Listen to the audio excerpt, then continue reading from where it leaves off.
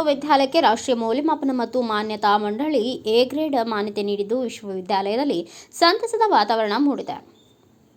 2018 October ತಿಂಗಳಿನಿಂದ 2024 ಸೆಪ್ಟೆಂಬರ್ವರೆಗಿನ ಮೌಲ್ಯಮಾಪನ ಅವಧಿಯಲ್ಲಿ ವಿಶ್ವವಿದ್ಯಾಲಯದಲ್ಲಿ ನಡೆದ ಶೈಕ್ಷಣಿಕ ಕಾರ್ಯಕ್ರಮಗಳು, ವಿದ್ಯಾರ್ಥಿ ಕೇಂದ್ರದ ಸುಧಾರಣೆಗಳು ಮತ್ತು ಮೂಲಭೂತ ಸೌಕರ್ಯಗಳಲ್ಲಿನ ಸುಧಾರಣೆಗಳನ್ನು ನ್ಯಾಕ್ ತಂಡ ಕಳೆದ ತಿಂಗಳು ಪರಿಶೀಲನೆ ನಡೆಸಿತ್ತು.